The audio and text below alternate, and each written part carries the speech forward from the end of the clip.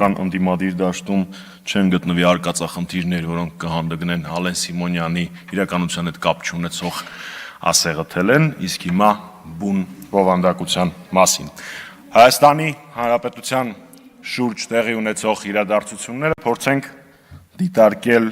հայտնի քաղաքագետ Ռոբերտ Փաթնամի տեսություններից մեկի համատեքստում։ Ինչի մասին է տեսությունը։ Տեսությունը կոչվում է երկմակարդակ խաղերի տեսություն,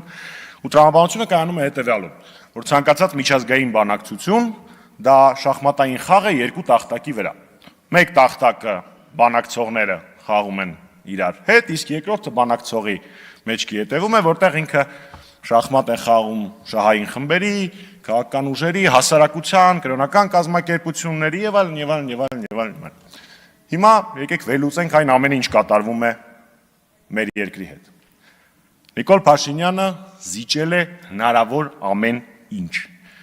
Այն փաստաթուղթը, որը իրենք խաղաղության պայմանագիր են անվանում, մեջը սահմանազատման մասին, մեր օկուպացված տարածքները ազատելու մասին որևէ տառ չկա։ Այսինքն մեր հողում կանգնած ադրբեջանցին մենք իր հետ բանակցում ենք այդ ընթացքում։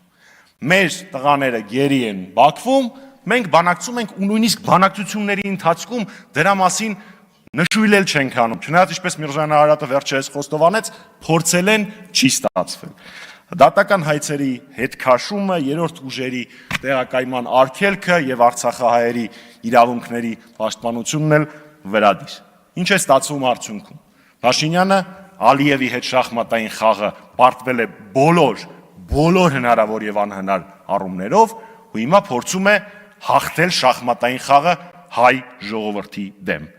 Բայց այս ամենին շատ քիչ է մնացել։ Ու կա երկու իրադարձությունների զարգացման տարբերակ։ Կամ շատ քիչ է մնացել բոլորիս, եթե Նիկոլ Փաշինյանը շարունակի մնալ իշխանության ղեկին։ Կամ քիչ է մնացել ամոթին, խայտառակությանը, պարտվողականությանը, եթե հայրենասերները հաջողության հասնեն։ Շնորհակալություն։ Արտահերթ ելույթով հանդես կգամ ես, նստի։